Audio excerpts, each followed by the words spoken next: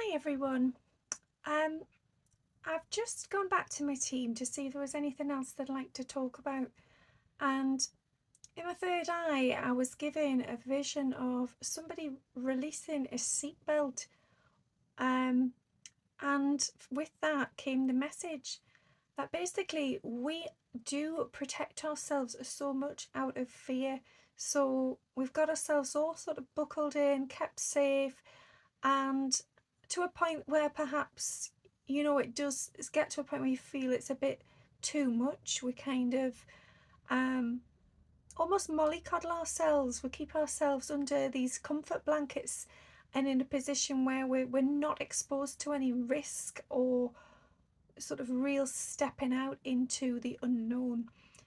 And what my team are saying is it's time now to release that, to take the belt off, to and I know, I mean, I must admit, when I saw it, I thought and heard it, take the belt off, I thought, well, a bit dangerous, isn't it? And that's the whole point. You feel that in doing that, you put yourself at risk, you're exposed, you're vulnerable.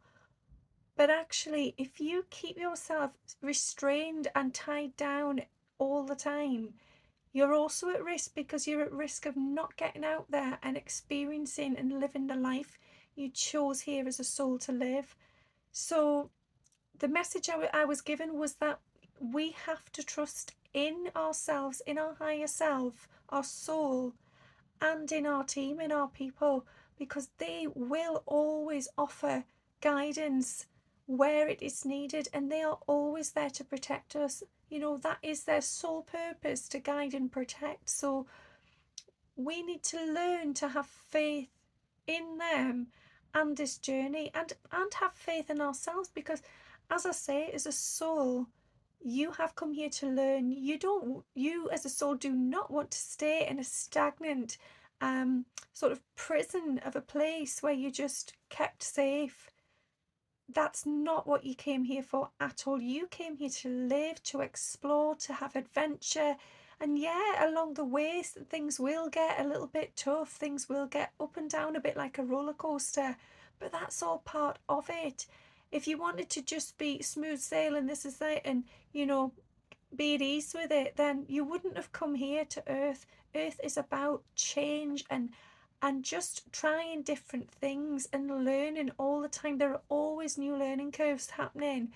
And you might feel like you're on a path where you've already been learning, and you might say, well, I have stepped out, I have taken a leap of faith, I am on a new journey.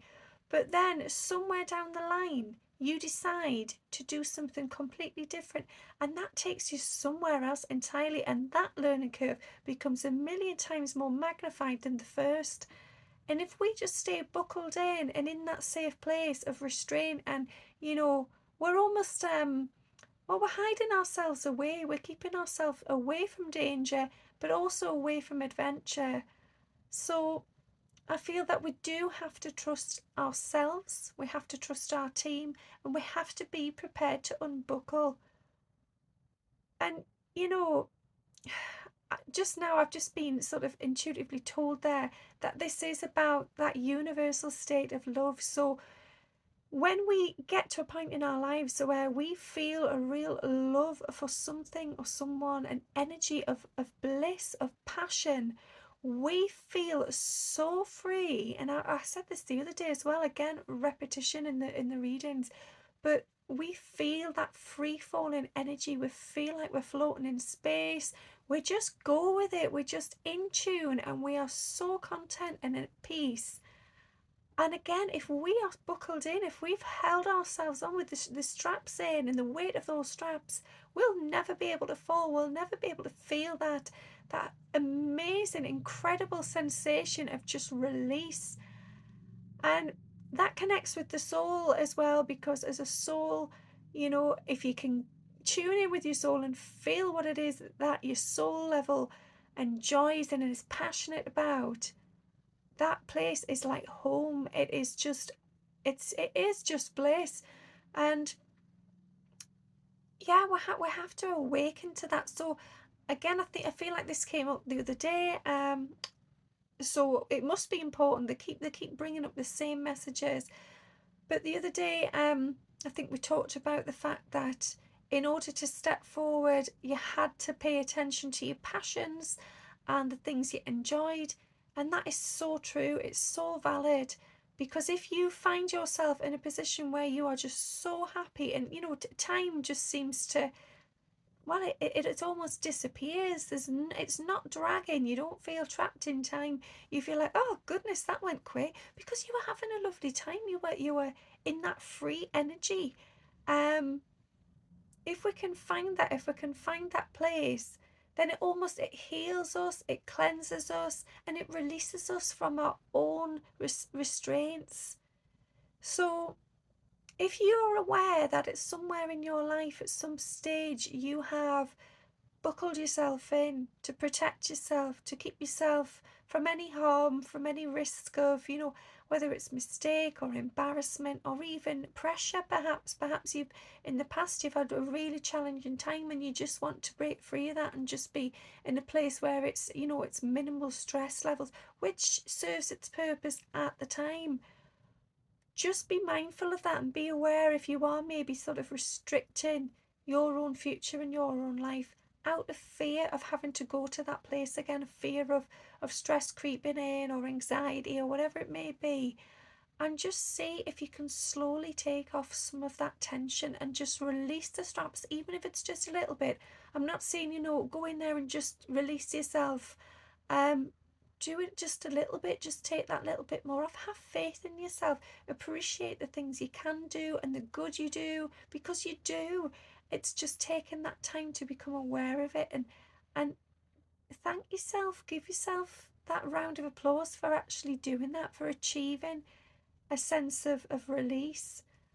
And I feel like as well, this links in with, again, the reading from the other day, swimming. If you're a swimmer, push off the wall and glide, go through the water and just release it all, as if you've just jumped and you are falling so freely, so peacefully, and it's just beautiful.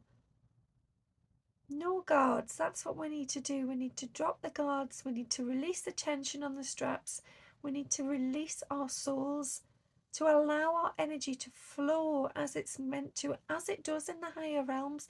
And your soul is not always trapped in the physical form. So when it comes back from, say, a little whiz around the etheric realms, and then it suddenly comes back into your body, it's like, oh, and it forgets time and time again how heavy this 3D world is. And so for your soul, it will be even more desperate for you to just release that tension, to release the straps, to just allow it that little bit more freedom. And in doing so, you're allowing yourself more freedom as well, because you're not as guarded, you're not as worried about things. It's a bit like connecting with your inner child. It's a bit like looking back to how you were when you were younger, and whether you were guarded or unguarded. But if we can find a time, and I know not for everyone has had different circumstances and situations in their life, and some people, their childhood might have been awful, and I appreciate that.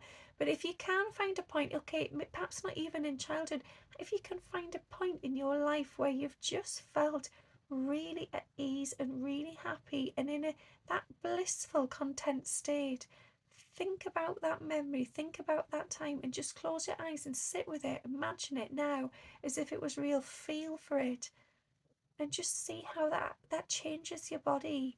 It's almost like a shower from the sun. It's this warmth coming over you, and just it naturally just relaxes all the muscles in your body, and you just feel cleansed and healed and loved.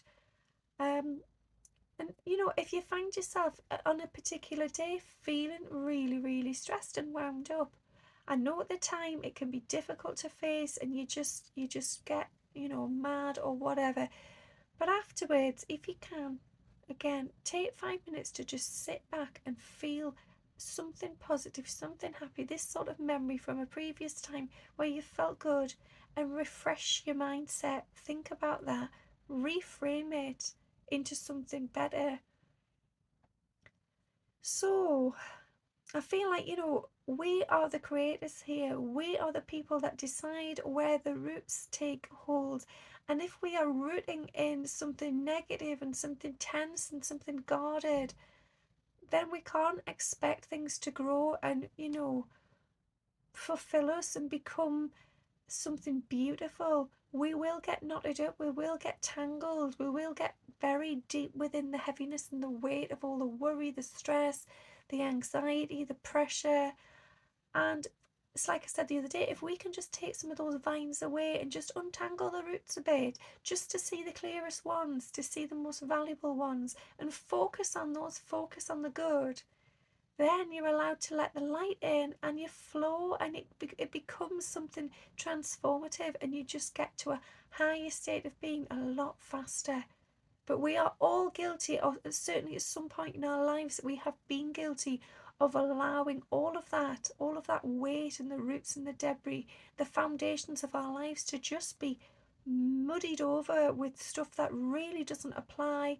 And whether that is stuff that you've told yourself, or it's limiting beliefs that have been instilled in childhood, whatever it may be, we have to take some of those things out. We have to take the weight off, get some of that heaviness out of the bag, and just start to feel again, to tune in to who we are as a soul without all the rubbish.